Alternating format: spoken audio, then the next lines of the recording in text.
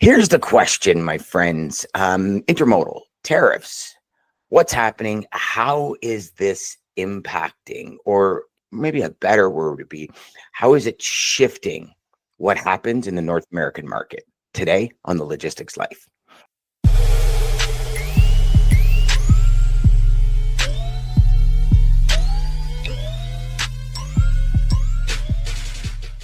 Hey, Dean. I'm excited about doing this. So, we've realized that, for all of you watching and listening, I don't know if you're aware, but Dean and I typically pre-record Wednesdays. And when it came to Data Day, it was interesting because we'd record something on like a Monday morning, Dean, and by Wednesday, the information was pretty much irrelevant. And I mean, not, irrelevant, I think is a big word, but it was, dated. What's that? Dated. I like that. I was going to say eight, but I guess same thing. And we found that doing this, I mean, like really, we're only talking 48 hours earlier. So much is changing so fast.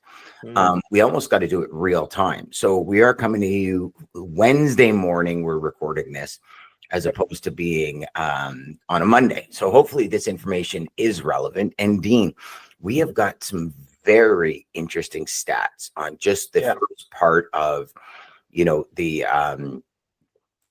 depending on who you are, depending on what you want to call it, the tariff debacle, the tariff debate, the tariff, whatever word you want to put after it, about intermodal and what's going on. Interesting stuff. I'll let you take it away. Yeah, I think there's FreightWaves had a good headline about a tariff shockwave that's headed our way.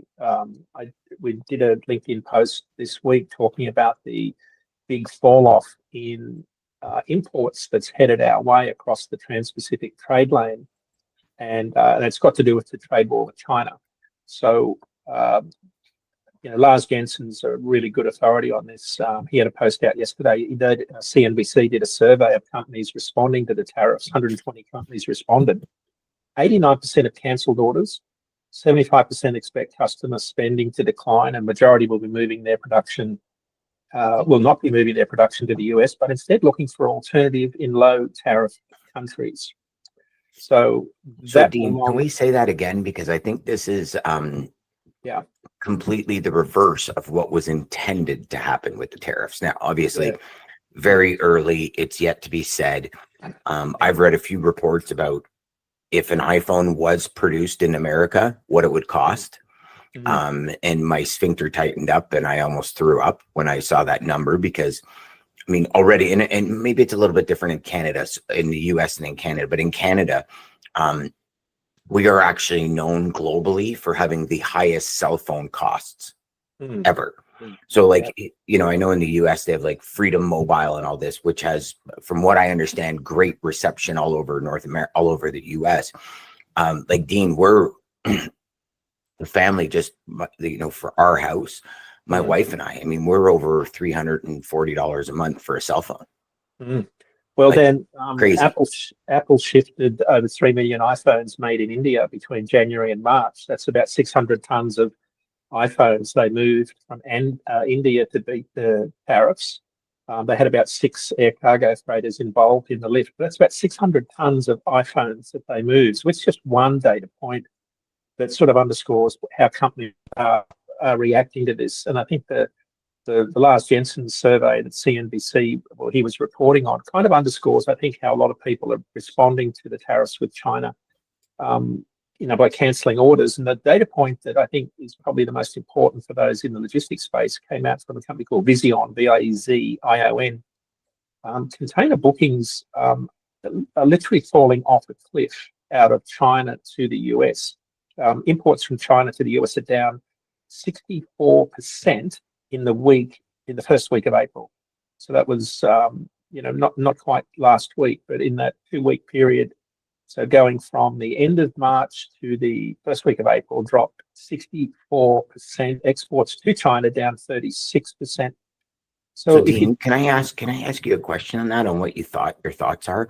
So that 64% drop. Is that, in your opinion, 100% tariff related, or is that like what we talked about before we hit record here? a lot of companies had pulled forward. So could it be that maybe March's numbers were inflated because of the pull forward, and then that drop off is not necessarily okay? Yeah, so people were pulling forward. So there was a lot of pre-stocking going on. There was a lot of inventory building, and we're still seeing some of those ships on the ocean. So given that it takes 3 weeks to get those container ships from Asia, predominantly China, to Los Angeles, for example, we're seeing the last wave of those ships headed our way now. So they'll arrive in the next couple of weeks and unload. But once you get to mid-May, volumes are going to crater. And I think that's probably the biggest story here is if you're seeing bookings for vessel traffic and container slots out of Asia drop by 67%, that wild fluctuation is going to create a lot of excess capacity on the West Coast. JB Hunt reported yesterday that 20 to 30% of their intermodal volume comes from the West Coast. I would say at least half of that comes from China. So think about all of those big double stack container trains that JB Hunt, Schneider, and Hub and all those carriers run that you see leaving Los Angeles heading to Chicago. When we know that 30% of intermodal volume moves on that Los Angeles-Chicago lane before going to points further east or around Chicago Joliet. So, fast forward, let's say fast forward 4 weeks. What happens to all the drayage carriers that are now suddenly faced with half of the volume they would normally handle? Where do they go? What do they do? What do the trains do for loads? Like, so where do they find the freight? I think this is where it sort of runs over to the complete supply chain, because now we're talking about an inventory build again, like we saw during the pandemic.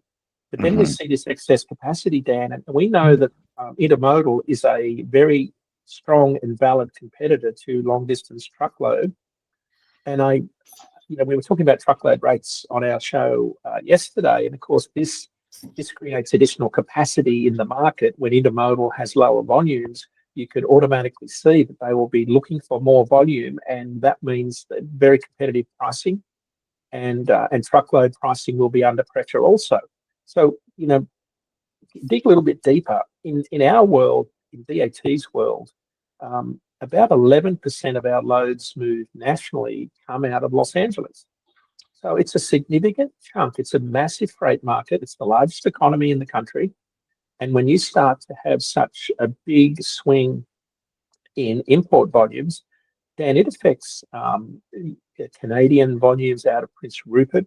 Those 4 trains, they run a day off the dock all the way to Chicago. And then sort of go a little bit further down the line. If you see a big drop-off in west to east intermodal capacity, how do you get all of the empties from the pre-tariff surge in imports in the last 4 or 5 months? How do you get those empties back to Asia?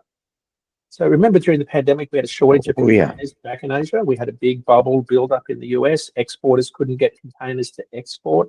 But this becomes one of those shock waves that ripples through the entire supply chain, not dissimilar to what we saw in 2021.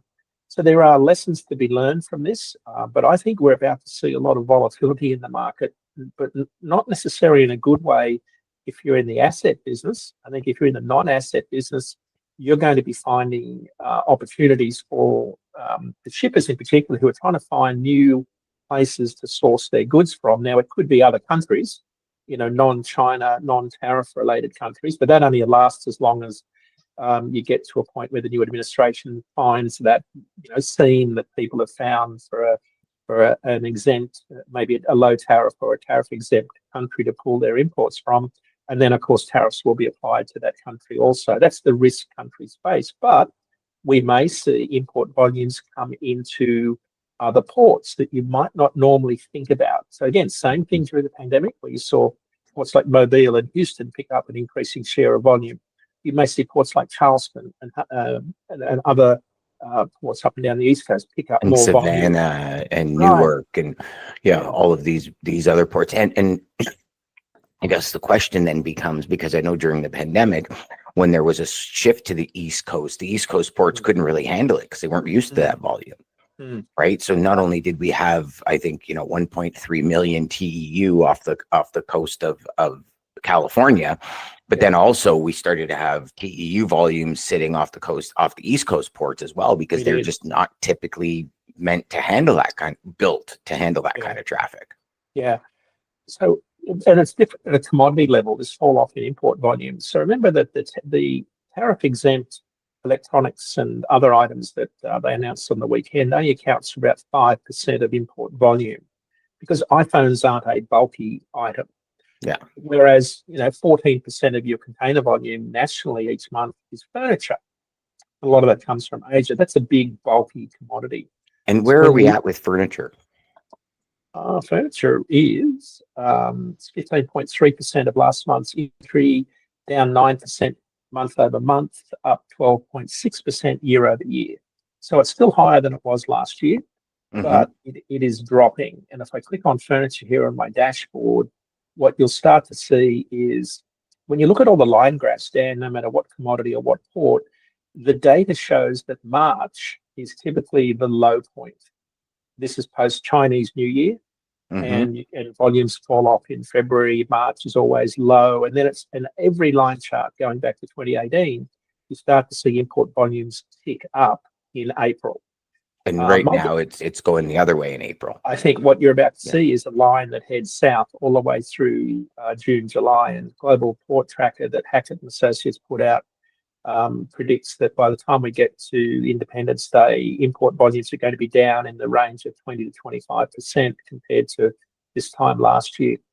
So, and if we look at 20 to 25% compared to this time last year, what are we looking at pre-pandemic levels? Like, are we still really down? And the only reason I ask that, Dean, is I'm just trying to mentally wrap my head around what is it really? And when I say that, I know people are going to say, "Well, Dan, it is what it is. Really, what are you talking about?" And so let me explain that a little bit. I happen to have a number. Yeah. Oh, good. Okay. So pre-pandemic. Yeah. Pre-pandemic, the March average was 1.9 million 20-foot equivalent units. Okay, so before the world blew up in multiple ways, before we had I'm going to call it a boom, and I'm talking from a 3PL perspective, from an asset-based perspective, there was a boom, not necessarily a good boom for manufacturers because prices skyrocketed, but there was a boom. So pre-boom, 1.9 million. Let me pull out 21 and 20 and 21 out of that. So it's 1.7 million TEU pre-pandemic for the month of March, right? Current 2.5. You say 2.5 or 3.5? 2.5. So it's 45% higher. So last month's import volume was 45% higher than the March average pre-pandemic, right? So wow. So that's definitely a pull forward. Yeah. Now, when you extrapolate out, and I did a forecast, I should have sent you this chart, but when you look at the forecast for TEUs down to 1.6 million, so they're forecasting by July the TEU volume to go back to about 1.6 million by the time we get to July. Then the last time we saw that volume of containers was April of 2016. So you're about to see a massive shift in import volume that's going to ripple through all of the drayage markets and freight markets in general, because it's not just, and this is a really important point, it's not just, all commodities, it's impacting, and the Vision article, the company's vision.com, if you want to go to it, it's a really interesting article where it talked about the type of commodities that it was impacting. And a lot of the commodities that it's going to impact are commodities that are linked to the industrial economy. So when I said that imports would drop 67% from China to the US, plastics down 45%, copper down 31%, wood products down 24%. These categories are deeply tied to industrial and manufacturing supply chains. And that's where I think we're going to see the flow-on effect in the second half of this year. Because if you think, apparel and accessories down 60%, wool, fabrics, textiles down 57%, arts, antiques, umbrellas, feathers down 50%. They're sort of those discretionary items, I think, or some of them are discretionary items that we will just, not spend money on. But Yeah, I they mean, also, if your umbrella can last you another year, you're probably going to save it for another year instead of buying it this year. yeah, well, these are discretionary and seasonal categories that react to rising costs and demand shifts over time. So, but I think the bigger concern is the fall off in imports for things that are absolutely integral to manufacturing. And we know that domestic manufacturing accounts for a big part of truckload and intermodal volumes.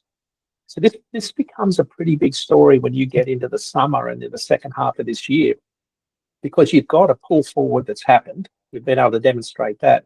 Now you have people cancelling orders, and you've got ocean liners blanking sailings. You've got volumes falling off coming out of Asia. So Dan, remember that this trade war with China, about a third of our imports every month come from China. And 40 in the month of March, 49% of containers that landed in Los Angeles came from China. So it's about a third of national volumes come from China, East, West, Gulf Coast, but about half of it lands in Los Angeles, which is where the intermodal infrastructure has been built around on-dock rail, direct to Chicago, out to the Inland Empire, transloading goes on out there. You could see both domestic and international container volumes fall off dramatically, which has to then impact the truckload market because you've got excess capacity.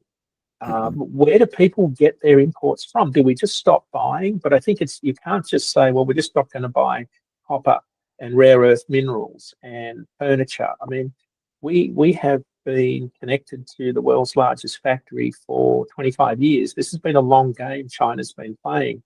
It's very hard to move supply chains, and I'm sure you've got customers that are desperately trying to source components for their manufacturing processes from other countries, other markets, maybe Mexico as part of that. But this is sort of one of those times when, if you're in the logistics business, there's a lot of opportunity out there. And I think this, Dan, I can't not think about how similar this is to the pandemic, when we didn't know what we didn't know, and we had winners and losers. There was a real theme of winners and losers during the pandemic, where some volumes went through the roof, other volumes fell through the floor. And that created this imbalance on freight lanes, because you'd have some lanes surging with volumes and it flows into the spot market. Other lanes were cratering. Yeah. And, it's interesting, Dean. I'm listening to what you're saying, and I can't help but think, I mean, this, in my opinion, is self-inflicted. Oh, yeah. I believe that to the core. I mean, I remember I was watching the PVD podcast. That's Patrick Bet-David's podcast from Valuetainment.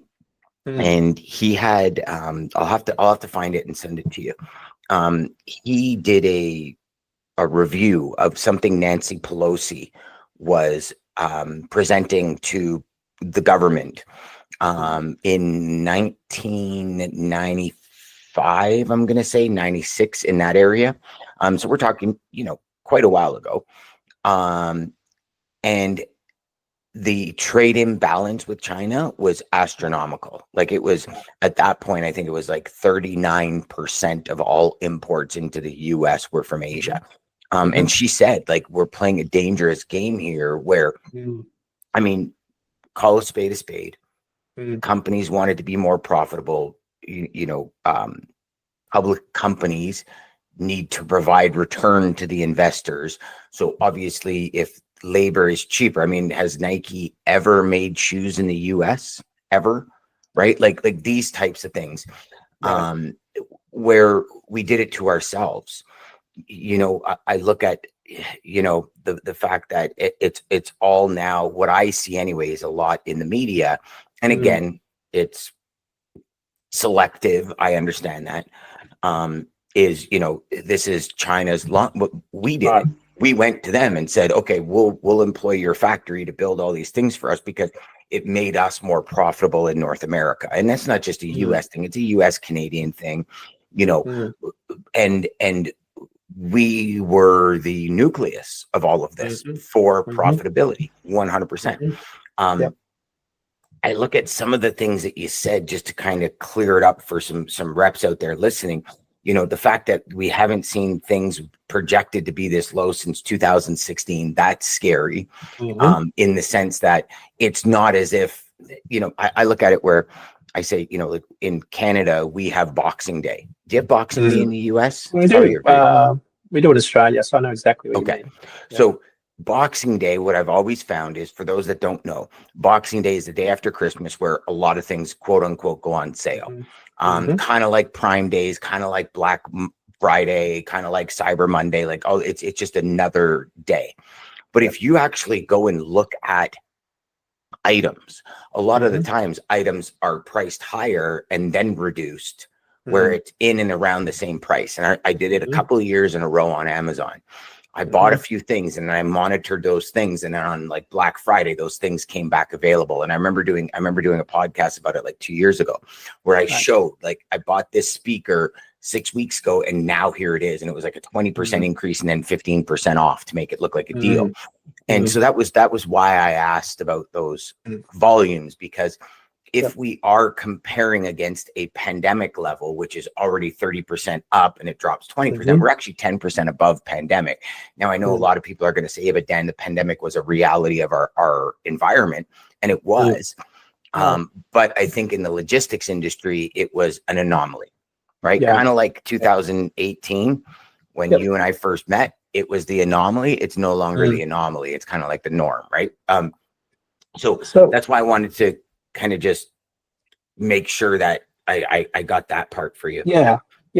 I pulled some more numbers just while you were chatting, because I think it's I like to validate, theories and reality with multiple data points. But I just looked at the Port of Los Angeles Port Optimizer, which is publicly available data. The Port Optimizer for this week we're in right now, it counts the number of vessels and the number of containers, and it breaks it down by 20 foot, 40 foot, 45 foot, because that's the international dimensions. So this week, compared to last year, volumes are up 22%. Next week, they'll be up 35%. By the time we get to April 27, they'll be down 20%. So your vessel count in the next 3 weeks goes 24, 19, 16. And that's by the time we get to May 3rd. So what you're starting to see already in the forward bookings of these vessels that are coming across the Trans-Pacific, you're starting to see the volumes fall off precipitously. And I think by the time we get to mid-May, that's when we're really going to be talking about this story. I just hope a lot of people, and I think shippers may have seen this coming. That's what that pull forward was about. But then extrapolate that a little bit further. What if you and I stop spending on a lot of these low value commodities that we're importing, the things that we normally buy online? Like, what happens to Amazon retailers, people that provide all of these low value commodities that we tend to become addicted to? What if we slow down our spending because we're really worried about the economy, and then suddenly you've got all these volumes sitting in warehouses? Maybe that's another buying opportunity, because they start to heavily discount a lot of this inventory that's sitting around if demand falls off. So again, if we look at it just even through the pandemic, Dean, I think we saw that. So if we look at the amount of warehouses that got sucked up during the pandemic, right? How expensive a square foot of real estate was in a warehouse during the pandemic as compared to now. I talk to companies all the time. I've not found one company bursting at the seams in their warehouse. Like outside warehouses, not companies that have their own warehouses. I'm talking about warehousing companies. I still driving along the 400 series highways in Ontario, tons of warehouses that don't even have one truck at the door. Customers that are 162% capacity in every warehouse. So I think there is going to be a time where both of these parallels meet at some point in the apex. And when they meet, we saw it with things like Home Depot putting out Christmas stock in the summertime because they just need the shelf space.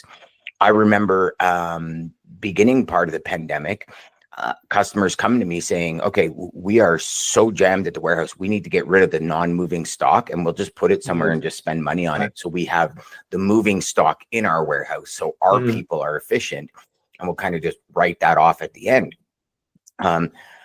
I think that's inevitable at this point, especially when you're, like when you're pulling so much stock forward, right? And we look at it and, I take like the retail market, like clothing market, for example, right? And I think the clothing market, that retail side really learned a hard lesson during COVID when there was an entire season missed. And I don't know what the numerical number is for missing an entire season of stock and product when you have like R&D, development, production, all of that. But I know all of that went to like the Winners and the Home Senses of the world where it's just fell off. I think it's going to be very interesting because now, especially even the companies that they pulled forward with additional tariffs, right? And I was having a conversation with a customer yesterday and they said, what we don't see on the outset, and you know what, I'll bring these numbers next week to the show, is there's that tariff, plus there's this tariff, plus there's the additional tariff. Like it's not 145%, it's like 245% because of all the other tariffs built underneath the big headline of, I just said that because that's where we're at with China, where the US is at with China at 145%. So there's all these other tariffs built underneath. Every company I'm speaking to, they're scrambling to find different places to buy stuff. And they are, looking at the US, but like we've said from day one, it's just more expensive in North America, right? Like, I'll say US and Canada, maybe Mexico's cheaper, but it's US and Canada. It's more expensive.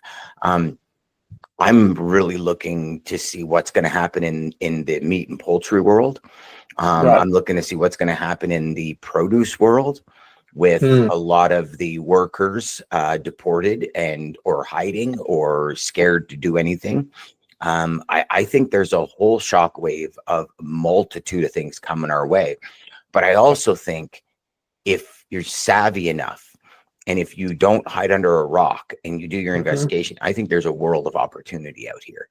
A world of opportunity to truly become those partners your clients really need at this time. And I think, and I hope I'm wrong, but I do think a lot of people are going to get crippled by headlines, Dean. Oh, yeah. And I think because it creates doubt, Dan. We don't know when we're in the absence of, knowing what's going to happen, we retreat to our corners, our respective corners. We dig in. Look at Jaguar. Jaguar have suspended all of their shipments of their vehicles from the UK to the US. They're a big supplier of their parent company is it's Tata Motors. I think is that the headline? Just reading that now. Jaguar Land Rover, which is owned by India's Tata Motors. So that becomes a really big story, Dan, I think, down the road, because you've now got, it's not just imports and low value commodities. When you have tariffs on the EU, on Canadian steel and aluminum, it affects every sector. Auto haulers will be impacted by this. You could go to Baltimore. Baltimore's just sort of recovering. We've just passed the 1 year anniversary. Most of our roll on, roll off gear comes into Baltimore. A lot of it's automotive, Brunswick, Savannah, all big automotive centers. When you start to disrupt the flow, you disrupt the whole auto hauler business. What do those guys do? They're very specialized trailers. You can't just, it's not a dry van. So I think we don't know what we don't know here, but I suspect that our worst case scenario in terms of economic forecasting is going to become a reality this year in the truckload sector, especially from a demand perspective. But going back to your point, opportunity is certainly going to be on intermodal. I don't know if it can handle short haul intermodal moves as well as truckload can, but you may see some pressures there for truckload carriers. Yeah, I'm flipping through some headlines here. Wall Street Journal just reported Trump's trade math ignores major exports of American services. Amazon emails sellers engaging how Trump tariffs are impacting their businesses. So Amazon's already on it about like, how is this impacting your business? I mean, and again, right, very early. everything is Chinese officials, troll Trump memes, China not afraid of trade war with Trump, report on China's willingness to enter talks with the US. Like it's, Trump tariffs are tarnishing the dollar's global appeal. The damage may be hard to reverse. I mean, you can go off in a million different tentacles with this, right? I mean, one of the ones that I sent you to this morning was the market watch, right? Trade war rages. The shipping industry wrestles with uncertainty and the risk of disruption. I don't think a risk. I think this is a reality, not a risk. But and I was just looking at exports, right? So I think this becomes a pretty big export story because the exports are already at the lowest level since 2018 in February. Right? So think about paper, automobiles. We're one of the biggest exporters of beef and pork. Oakland is a massive port for exports to Asia of pork and beef. I know my friends in Australia more beef to China. So then I spoke to some friends of mine in China that live in Shanghai, and I said, "What's the mood?" And the mood is defiance. They've been anticipating this for a long time, and they've already been moving their markets to other countries. They're adamant they can sell their low value products to economic pain for people in China. There's lots of reports of factories shutting down, not being able to move goods. So there'll be some hardship, no question about that on the Chinese side. But they've been doing this for thousands of years, Dan. It's highly unlikely they'll back down. They will want to say. And think about it, right, Dean?